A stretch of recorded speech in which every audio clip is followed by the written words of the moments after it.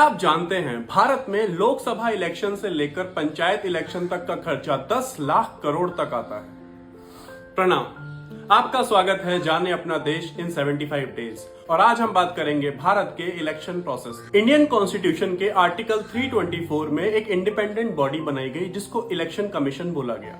उसमें एक chief election commissioner और 2 इलेक्शन कमिश्नर होते हैं जो प्रेसिडेंट अपॉइंट करता है, और उसके बाद उनको रिमूव करना बहुत मुश्किल होता है ताकि इंडिपेंडेंटली इलेक्शन कराए जा सके। इलेक्शन कमीशन का अलग से कोई स्टाफ नहीं होता, गवर्नमेंट के एम्प्लॉयज ही इनकी हेल्प करते हैं इलेक्शन के टाइम पर। शुरुआत से लेकर एंड तक इलेक्शन का पूरा प्रोसेस इलेक्शन कमीशन ही हैंडल करता है। इसके अलग अलग प्रोसेस होते हैं जिसमें सबसे पहले आता है वोटर लिस्ट तैयार करना। दूसरा काम होता है इलेक्शन का टाइम टेबल डिसाइड करना, जिसमें कब कब इलेक्शंस होंगे और कब उनका रिजल्ट आएगा ये फाइनल किया जाता है। तीसरा, एप्लीकेशन की स्क्रूटनी करना। जितने भी लोग इलेक्शन में पार्टिसिपेट करना चाहते हैं वो अपनी एप्लीकेशन इलेक्शन कमीशन को देते हैं और फिर वो उनकी डेटा को चेक करते हैं और एलिजिबल कैंडिडेट को इलेक्शन लड़ने के लिए अलाउ करते हैं। इलेक्शन कमीशन ही पॉलिटिकल पार्टीज को भी रिकॉग्निशन देता है। उन पार्टी को सिंबल देने का काम भी इलेक्शन कमीशन ही करता है। हमारे देश में अभी भी बहुत से लोग लिटरेट नहीं हैं, जो पढ़ या लिख नहीं सकते,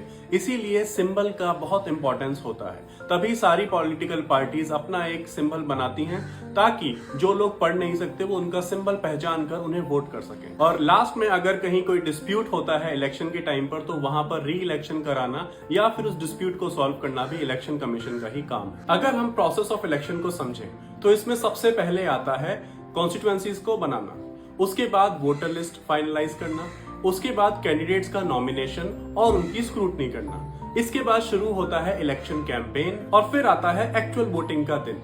उसके बाद होती है काउंटिंग और फिर फाइनली रिजल्ट डिक्लेयर किया जाता है। इंडिया में सबसे पहले इलेक्शन 1951-52 में हुए थे जब हमने बैलेट बॉक्स यूज किए थे, जिसमें आप अपनी पसंद की पार्टी का स्टैंप लगाकर उस स्लिप को एक बॉक्स में डाल देते थे। लेकिन अब हम ईवीएम यूज करते हैं, that is electronic voting machine. Bharat में जनरली 3 टाइप के इलेक्शन होते हैं। एक जनरल इलेक्शन जो हर 5 साल में होते हैं, एक बाय इलेक्शन वो तब होते हैं जब किसी सीट पर किसी की डेथ हो जाती है या किसी को इस्तीफा देना पड़ता है। सिर्फ उसी सीट के लिए जब दोबारा इलेक्शन होते हैं तो उनको बाय इलेक्शन कहा जाता है। तीसरे होते हैं मिड टर्म इलेक्शन। ये तब होते हैं जब कोई सरकार अपना टर्म पूरा नहीं कर पाती और बीच में ही डिसॉल्व हो जाती है या फिर अपनी मेजोरिटी शो नहीं कर पाती। तो अगर आपको आज का वीडियो अच्छा लगा तो प्लीज इस वीडियो को लाइक करें और हमें फॉलो करें ऐसे ही और वीडियोस के लिए।